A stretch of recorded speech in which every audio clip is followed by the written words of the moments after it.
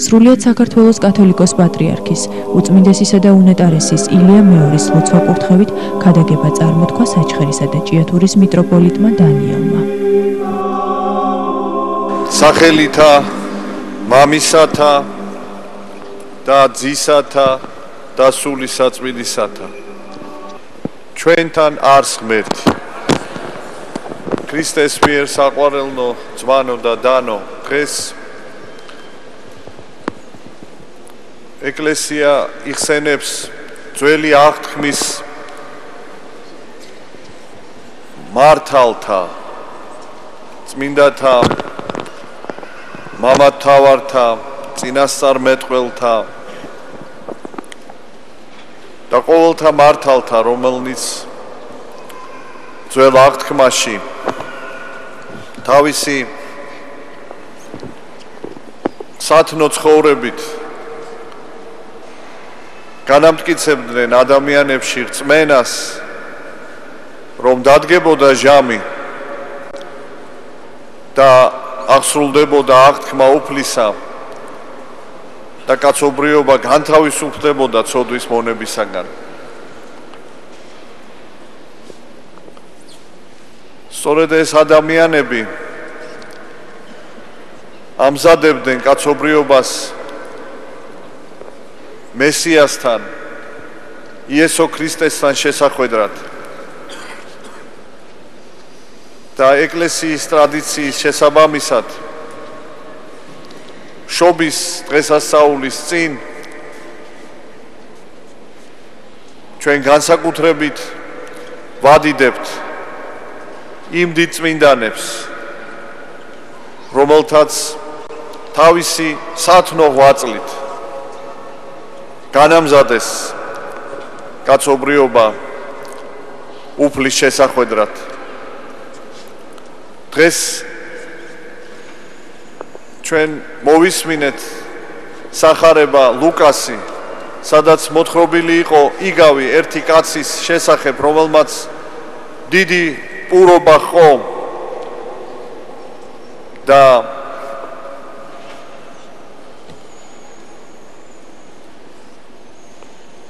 გააგზავნა თავისი მონები სტუმრების მოსაწვევად, უთხრა მათ, რომ მოეწვიათ ჩინებულნი. მაგრამ ზოგმა აგარაკის შეძენა მოიმიზეზა, ზოგმა უღელი ხარისა, ზოგმა ცოლის მოყვანა, ანუ ყველამ რაღაცა წარმავალი მიზეზი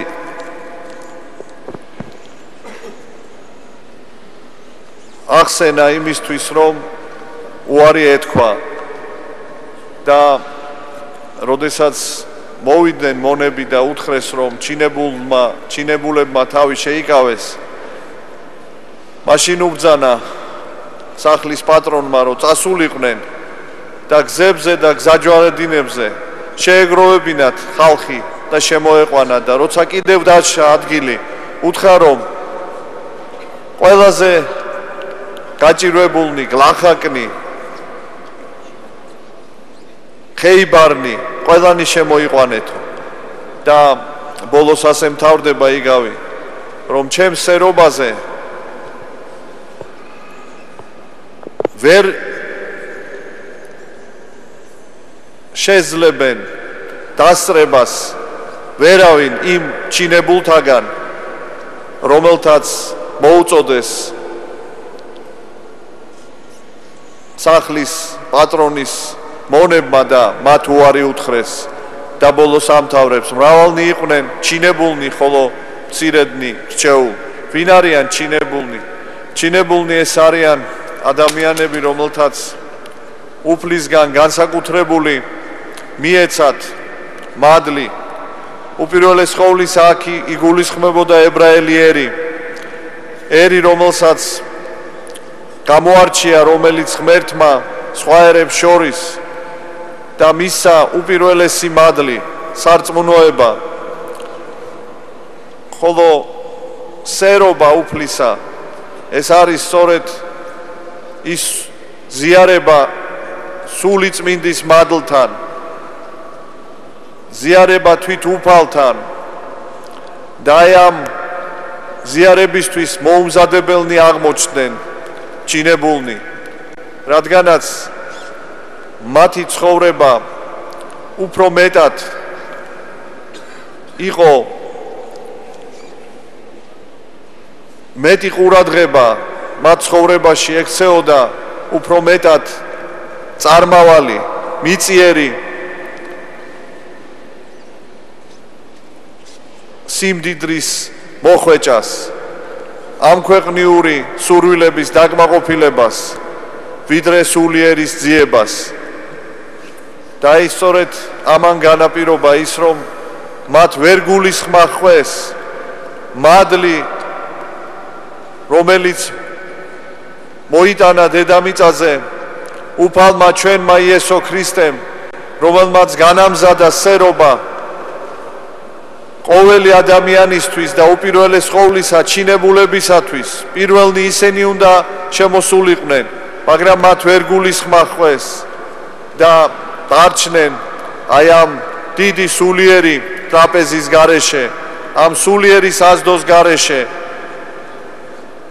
და ეს იგავი ეხება არა მარტო ქრისტეს შობამდე მცხოვრებ რჩეულებს, ეს ეხება ყველას და უპირველეს ყოვლისა დღეს რჩეულ ადამიანებს, ვინ არიან დღეს რჩეულნი, ვინ არიან დღეს მოწოდებულნი უფლისა. ეს არის ჭეშმარიტი ერი, ღვთისმადიდებელი, ღვთისსარწმუნოები ცხოვრები, მაგრამ ისევე როგორც ებრაელი ერი იყო აღმატებული სხვა ერებზე და მას ჰქონდა ჭეშმარიტი სარწმუნოება, მაგრამ მან ვერ გააკეთა სწორი არჩევანი. მისი გული გაყოფილი იყო ღმერთსა და ამ ქვეყნიურ სიამეთადმი მისწრაფებისაკენ. აი ამ ორ მისწრაფებას შორის იყო გაყოფილი მისი გული და როდესაც უფალმა მოუწოდა მათ ვერ გულისხმახეს. აი ასევე ჩვენ უნდა გვახსოვდეს, რომ ჩვენც გავაკეთოთ სწორი არჩევანი და რომ ჩვენი გული არ უნდა იყოს გაყოფილი ღვთისა და ამასოფლის სიყვარულით. რადგანაც სახარებაში უფალი ბრძანებს, შეუძლებელია ორი ბატონის სახურება, ანუ ერთი იგი უნდა მოიძულო და ერთი იგი უნდა შეიყვარო. სამწუხაროდ ჩვენ გამოვიარეთ ძალიან მძიმე გასული საუკუნე, მე-20 საუკუნე, როდესაც ჩვენ დიდად დავცილდით უფალს და ჩვენი გული ხშირად მიჯაჭული იყო მიწიერს, წარმავალს, რისგანაც განთავისუფლება ადვილი არ არის. და ჩვენ ხედავთ, როგორ თანდათანობით, დიდი ბრძოლით, დიდი განსაცდელების დაძლევის ფასად ჩვენი ერი უბრუნდება უფალს და ჩვენ უნდა გვახსოვდეს, რომ ეს არ მოვა ადვილად. ეს კავშირი დარღვეული უფალთან არ აღდგება ადვილად. მას უნდა ჩვენი უპირველეს ყოვლისა გულწრფელი ლოცვა, ღვთისადმი გულწრფელი სიყვარული და სწრაფვა და ბრძოლა საკუთარ სისუსტეებთან, ანუ მარხვა. სწორედ ამიტომაც სახარებაში უფალი ბრძანებს, ბოროტი ძალა განიდევნება ლოცვით და მარხვით. ჩვენში არსებული უძლურება დაიძლევა მხოლოდ ლოცვით და მარხვით. და უკვე თუ ჩვენ ჭეშმარიტად მივენდობით უფალს, არ შეგვეშინდება ყოველდღიური განსაცდელებისა, უფალი გვიხსნის ნებისმიერი განსაცდელისაგან და უფალი გაგვიყვანს სამშვიდობო გზაზე. ამიტომაც სწორედ დღეს ჩვენ უნდა გვახსოვდეს უფლის სიტყვები, რომელიც ბრძანებს უპირველესად ეძიებდეთ სასუფეველსა და სიმართლესა მისსა და ესე ყოველი შეგეძინოს თქვენ. უპირატესი ჩვენი მიზანი, უპირატესი ჩვენი დრო, უპირატესი ჩვენი ენერგია უნდა ემსახურებოდეს სულიერი სიმდიდრის მოხვეჭას და თუ ამას ვერ ვახერხებთ, ამის გამო უნდა ვიყოთ წუხარე და არა იმის გამო თუ გვაკლია ამ ქვეყნიური მიწიერი ყოველივე დანაკლის ღმერთი შეგვივსებს თუ ჩვენ გულით მასთან ვიქნებით თუ ჩვენ არ ვიქნებით ორი ბატონის სახური და ეს გაორების დაძლევა ითხოვს ჩვენგან საკუთარი თავის იძულებას და უფალი სახარებაში ბრძანებს სასუფეველი ცათა იძულების და რომელთა აიძულონ მათ მიიტაცონ იგი ჩვენ დღეს ეკლესია იხსენებს ძველი აღთქმის მართალთა და განსაკუთრებით დღევანდელ დღეს არის ხსენება წმინდისა წინასწარმეტყველისა დანიელისა და წმინდათა სამთა ყრმათა ანანია აზარია და მისაილისა მათი ცხოვრება არის მაგალითი იმისა რომ შეუძლებელი კაცთაგან შესაძლებელია ღვთისა მიერ რომ თუ ადამიანი მიენდობა ღმერთს ღმერთი იხსნის მას ყველა გაჭირვებისაგან იხსნის მას აშკარა სიკვდილისაგან და აი ამის მაგალითი არის სწორედ მათ ცხოვრებაში თქვენ კარგად გახსოვთ ეს ადგილი ბიბლიიდან ეს არის ცნობილი ადგილი რომელიც იხსენიება ყველა ღვთისმსახურების დროს ყოველდღიური ღვთისმსახურების დროს სამთა ყრმათა ანანია აზარია და მისაილის სასწაული იხსენიება ყოველდღიურად დედა ეკლესიის ტაძრებსა და მონასტრებში მსახურების დროს როდესაც ბაბილონის ტყვეობაში აღმოჩნდა ისრაელი ნაბუქოდონოსორმა ბაბილონის მეფემ ბრძანა რომ რჩეული ნაწილი ებრაელთა ერისა ისრაელიდან ბაბილონში გადაესახლებინათ და მან მიუჩინა მცველები ამ ელიტარულ ნაწილს, რჩეულ ნაწილს, ებრაელთა რჩეულ ნაწილს და უთხრა რომ ყურადღება მიექციათ იმისთვის რომ მათი კვება ყოფილიყო სამეფო სამზარეულოსში მომზადებული საჭმელით, რადგანაც ამით მათ უნდა დაერღვიათ მარხვა, მათ არ უნდა ქონოდათ საშუალება მარხვის შენახვის. და ის ამბობდა და მართალიც იყო, როდესაც ეს რჩეული ნაწილი, რომელიც ყველაზე ძლიერი და მტკიცე უნდა იყოს წესით და იყო ალბათ მაშინ სარწმუნოებაში დაარღვევს მარხვას, სულიერად გატყდება და მაშინ ეს ერი იქნება ჭეშმარიტად დამონებული. აი რაში ხედავდა ნაბუქოდონოსორი ებრაელი ერის დამონების საშუალებას. ეს მცირერიცხოვანი ერი მიუხედავად მისი მცირერიცხოვანების აშინებდა ნაბუქოდონოსორს და აშინებდა იმით რომ იგი იყო ღვთის მორწმუნე ერი, სულიერად და ზნეობრივად ძლიერი ერი, ამის ეშინოდა ნაბუქოდონოსორს. მან იცოდა რომ ასეთი ერი არ შეეგუება მონობას და ბოლომდე იბრძოლებს თავისუფლებისათვის, მაგრამ თუ ერი სულიერად დაეცემა, თუ იგი ზნეობრივად გაიხწნება, მაშინ ის უკვე მონაა, მისი საშიში აღარ არის.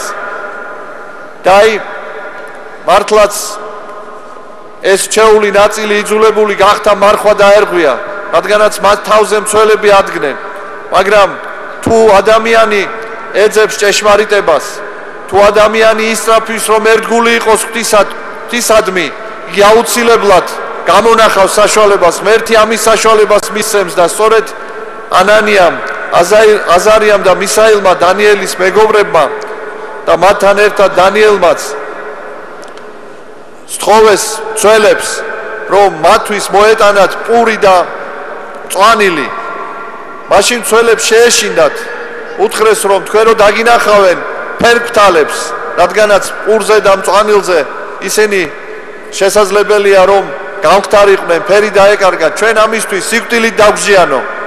და მათ უთხრეს რომ მოგვეცით 2 კვირა და თუ ჩვენ სხვებზე უფრო ფერდაკარგული ვიქნებით, მაშინ ჩვენ დაგემორჩილებითო და აი ასე მარხვის შენახვით მიუხედავად იმისა რომ ისინი პურსა და მწვანილს ღებულობდნენ, ისინი კიდევ უფრო ახოვნად, კიდევ უფრო ჯანმრთელად, კიდევ უფრო ფერიანად გამოიყურებოდნენ და გაოცდნენ მცველები. და როდესაც გავიდა ჟამი და ნაბუქოდონოსორს მოახსენეს, რომ მთელი ებრაელი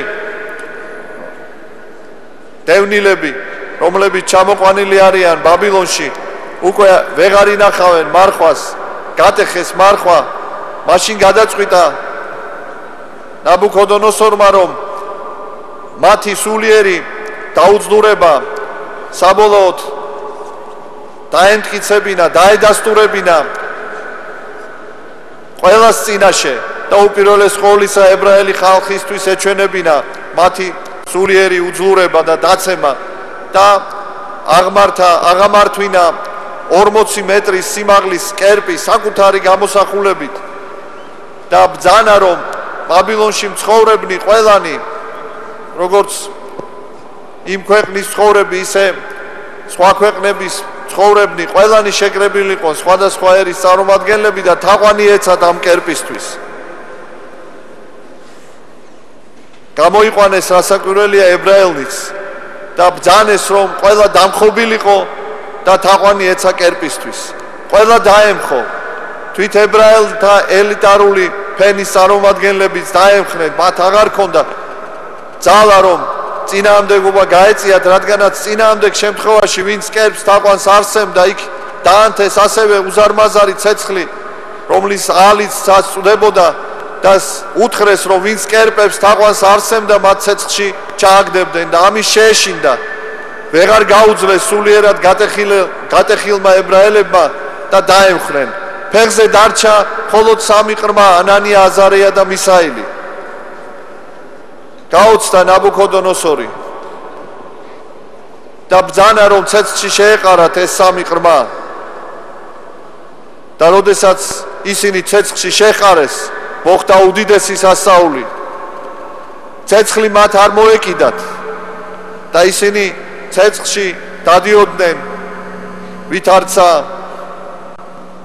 გრილი სიოთი გაგრირებულნი და იხილვებოდა კიდევ მათ შორის სახე მეოთხე პიროვნებისა და ყველა განკვირებული იყო, ვინ იყო ეს მეოთხე და წმინდა მამების განმარტებით ეს იყო თვითუფალი ჩვენი იესო ქრისტე. და გამოჩნდა ძალა ღვთისა, ვინც უკიდებდა ამ ცეცხლს, ისინი დაიწვნენ, ხოლო ყრმანი უნებელნი გამოვიდნენ ცეცხლიდან. აი რა ძალა აქვს ლოცვას და მარხვას, აი რას ნიშნავს უფლისადმი ერთგულება, რას ნიშნავს უფლისადმი მინდობა. მხოლოდ უფლის ერთგული ადამიანი დაძლევს ყველა წინააღმდეგობას, დაამარცხებს ყველა ბოროტებას. მაგრამ ადამიანები ჩვენ ხშირად ვერ უძლებთ გამოცდას. ხშირად ჩვენში არის მერყეობა, არის სულმოკლეობა, მაგრამ არც ამის უნდა შეგვეშინდეს. უფალმა ბრძანა, რომ მოვედ არა წოდებათ მართალთა, არამედ ცნეულთა მკურნალად და უფალი აგვადგენს ყველას. მთავარია გულწრფელი სინანული. თქვენ გახსოვთ, რომ სინანულის გამო უფალმა შეიწყალა ავაზაკები, მეძავები, მეზვერეები. თუ კი ჭეშმარიტი სინანული გვექნება, უფალი ყველაფერს გვაპატიებს. ოღონდ ეს სინანული უნდა იყოს ჭეშმარიტი. უფალმა აპატია მოციქულ პავლეს, რომელიც იყო ღვთის მგმობელი და ქრისტიანთა სასტიკი მდევნელი. უფალმა აპატია მოციქულ პეტრეს, რომელმაც ჯვარცმის წინ შეპყრობილი მაცხოვარი მიატოვა, უარყო იგი. მაგრამ ეს იყო ადამიანური სისუსტე, ამიტომ ჩვენ არ უნდა შეგვეშინდეს ადამიანური სისუსტის და უძლურების. უფალი ხედავს ჩვენს უძლურებას და იგი ყველაფერს მოგვიტევებს, ოღონდ გულწრფელი უნდა იყოს ჩვენი სინანული, არა მოჩვენებითი, არა გარეგნული. საიდუმლოებებში მონაწილეობა უნდა იყოს მთელი არსებით. და თუ ჩვენ შევძლებთ მთელი არსებით გქონდეს სიყვარული ღვთისა, სინანული მისგან განშორების გამო, ჩვენ უფალი აგვადგენს ყოველგვარი უძლურებიდან. და დღეს ჩვენ ვხედავთ როგორ აღადგინა უფალმა ჩვენი ერი იმ უღმერთობიდან, როგორ შემოაბრუნა ერი და როგორ მიხავს თავისკენ და ჩვენ უნდა მადლობდეთ უფალს ამ წყალობისთვის და როგორც ბიბლიაში წერია, ხნედიყავით და განძლიერდით და ესევდით უფალსა. ჩვენ მიგვიძღვის ჩვენი სულიერი მამა, რომელიც არის ჩვენი დიდი ტვირთის მატარებელი და გვიმსუბუქებს ჩვენ ამ სვლას და ჩვენს უნდა გავყვეთ მას და ჩვენს კაცადმა თვისი ტვირთი უნდა ვიტვირთოთ და ჩვენი ჯვარი უნდა ვატაროთ და გვახსოვდეს, რომ რტვინვა ჯვრის ქვეშ ეს არის დიდი ცოდვა. ღმერთი არავის არ მოგცემს იმაზე მძიმე ჯვარს, რისით არებად ჩვენ არ შეგვიძლია. ეს ჯვარი, ეს განსაცდელი ხშირად არის წამალი, კურნება ჩვენი ცოდვებისათვის და მოთმინებით და მადლიერებით უნდა ვატაროთ ჩვენი ჯვარი და ღვთისადმი სასოებით და სიყვარულით ღმერთმა დაგლოცოთ, გაგახაროთ და ღმერთმა ბედნიერი შობა ახალი წელი გაგითენოთ თქვენ და ჩვენს ქვეყანას, ჩვენს მართლმადიდებელ ერს. ჩვენთან არის ღმერთი.